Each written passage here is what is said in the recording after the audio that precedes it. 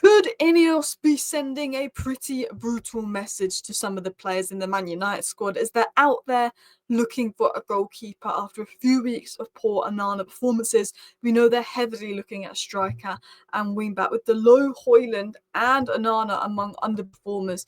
Could this be a message from INEOS? Because Manchester United and goalkeeper hasn't really been a position we've been massively linked to. Centre back in terms of Leach's injury, of course, a wing back, of course, because that's key for the system. Striker, left hand, of course, probably another midfielder because Casemiro and Eriksen are both expected to leave. But is keeper added to that list? So we're going to talk about all of Manchester United's transfer plans, the deals they're working on right now, who they're looking at. Quenda and Osimhen are probably the most heavily linked. Who is this goalkeeper that United are looking at? Lookman, Højlund, we've been linked to a few other players, and talk about all of the latest United transfer news that we are aware of and deals that we're working on already. Of course, the overall budget depends on where we finish in the league. If we get back in Europe, if we're winning one of the cups, who goes? But Manchester United are drafting up plans. So let's dive into that. Manchester United have entered the race to sign highly rated Espanyol goalkeeper John Garcia. Now, I wouldn't be shocked if Manchester United were looking at a goalkeeper. I wouldn't be shocked if we went back in for, was it Sion Suzuki, who we almost brought in under Ten Hag. I think Onana has not been convincing. I think the one thing that might keep Onana here is the fact that we need a centre-back, a wing-back, another midfielder, a left-hand and a striker. Probably more than we need a goalkeeper, but with Onana's recent performances, you could argue just as much. Now, I thought Onana started this season well. I thought he ended last season well, and then since Ruben Amorim's come in, it's been poor. Now, John Garcia has been excellent for Espanyol this season. He's been fantastic. I think teams like Barcelona and Chelsea will surely be looking at him. Good age range, ready now, but he's good on the ball. He's good at claiming crosses. He's a lot better than Onana, and he uses a 6'3" frame well to dominate the box, to claim crosses. And he's not. I think my biggest problem with Onana is when he gets the ball, he just pushes it into the opposition. And so many opposition goals will come from Onana, maybe getting the ball, but then just pushing it towards an opposition player where they can tap it in, or they're in a good player to shoot. It's annoying with Onana because he'll go through 3-4 months where he's quite good, and you get back on his side again, like he did at the beginning of the season, the back end of last season, and then he goes back to Onana mistake prone. It's like with Onana, he's always got a mistake in him. Ruben Amorim can coach a win, but Onana can make you lose that game. He can make you drop points in that game. And I do think that INEOS will be looking at a goalkeeper because Onana has not been convincing. He's not, we signed him because we wanted to play out a certain way, play out from the back, do this, do that.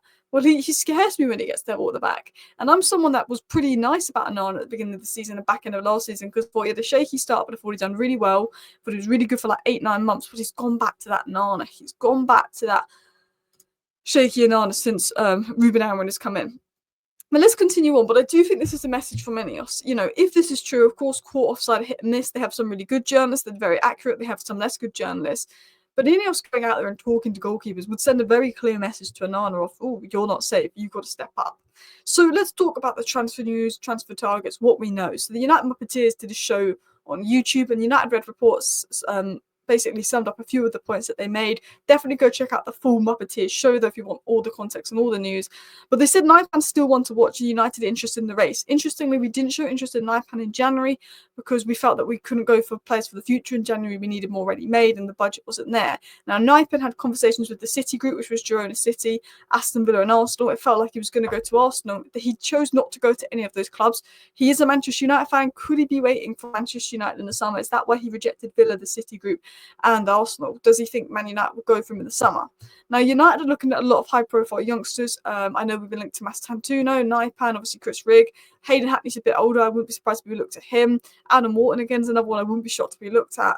But I do think, Quenda is probably a youngster coming in. We need to find a blend of experienced players and youngsters because the youngsters aren't going to thrive if it's a squad of all youngsters. They need experienced players to learn and grow from that can be the leaders in the dressing room. Interestingly, De Ligt was on the club's radar, but Ten Hag pushed for him over younger players with more potential. I think when you sign Lenny Yoro, the second centre-back signing had to be someone with a bit of experience. De Ligt wasn't in my top 5 centre-backs to sign, but I did think we need a player that is going to pretty much have a bit of leadership about him. So I sort of get that, but there's questions about De Ligt in about 3, but I think he actually had a very good second half. Continuing on, the Muppeteers confirmed we're definitely interested in Osimhen, but it depends on the wages. We should keep an eye out on a centre-back signing. I think we'd look at Højlund. I think we will be looking at left centre-backs. I think Slotterbeck would be my ideal target. I think Slotterbeck would be absolutely fantastic addition for United, but I think he could be out of budget. I know we've been linked to Luke Haybar a bit. But signings will be a mix of young prospects and top talents, which I think is perfect. Cunha, ready-made top talent. Osimhen, ready-made top talent. Kenda, young prospect. Schlotterbeck, perfect talent, perfect ready-made player. Or you get Hato, a talent. It's the mix. I think for me, as long as the attackers have got the experience, because I think that's where experience matters the most, because it's the confidence position, that works for me. So let's talk about attack. Let's talk about the potential attacking additions coming to United. And we've been linked to Gyökeres a lot, but there's been talk saying that actually he only wants a Champions League club. But then others also say he wants United, he wants to link up with amorim.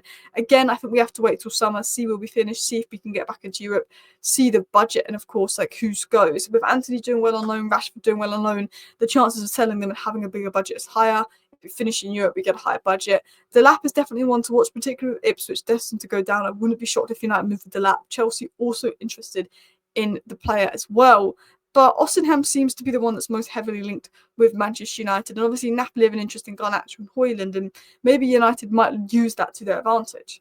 It was said that Victor Osimhen wants the same salary he's earning at Napoli and will not go below it. It's around 10 million net per season. United really like Osimhen, but it depends on the budget they will have in the summer. Osimhen would be open to hearing from Manchester United as long as they can agree on a fee with Napoli for his services. He's keen on the move, said Fabrizio Romano in regards to, we like Osimhen, he's keen on the move, but it depends on the salary. My only big red flag with Osimhen is I think he would have been more than ready to go to Saudi for the money there, or go to a team for the money rather than the love of playing. And I think we've done that with Falcao and Alexis Sanchez in the past, that it's like, we need a player like Osimhen, he's a top-class player, but we need him to want to be part of the Man United project and win us back, not because we're going to give him the nicest wage, which is a problem that we've had in the past with signing those big players. But again, I do think we really need a ready-made striker. I would put Gyökeres just above him if I was going to be completely honest. But I'm still open for this move. The Muppeteers, of course, said he's definitely interested, but it depends on wages. I feel like he didn't get that move to Chelsea when he was making it clear he wanted Chelsea because of the wages, which could be an issue. So let's continue on to what else we have in terms of Victor Osimhen. It was said here that United are preparing to offer Rasmus Højlund and 33 million to Napoli for Osimhen. Now, what I believe is Højlund's valued at 40 million and Osimhen's got a 62 million release clause, which would mean it should be Højlund plus 22 million for Osimhen. I think that is actually benefiting Napoli a little bit more because Højlund is young, on lower wages, this and that. That was from 86 long ago. So I would take it with a pinch of salt, but there is reports coming out that United are more than ready to trade in Rasmus Højlund to get a deal done for Victor Osimhen. It was also said by the Napoli sporting director that it's true, Victor Osimhen has a release clause into his contract and we're working to find a solution as soon as possible to avoid late transfers that happened last summer. So it's definitely one to watch. But if I was to predict our next signing, it would be Quenda. Giovanni Quenda has verbally agreed personal terms with Manchester United. Talks are advancing between Manchester United and Sporting for Quenda. George Mendes is directly involved in negotiations, said Ben Jacobs. So personal terms agreed, deal being worked on. David Ornstein, of course, confirmed interest. Romano confirmed interest. It was said that Quenda has been on United's list for months and remains the case. He's directly approved by Ruben Amorim, and Amorim loves Quenda. So Quenda wants United, Amorim wants Quenda. We're working on a deal. I think our chances of getting Quenda just depend on do Sporting lower the price for a reasonable fee. The player wants to move, the manager wants to move. Sporting will probably be willing to sell in the summer.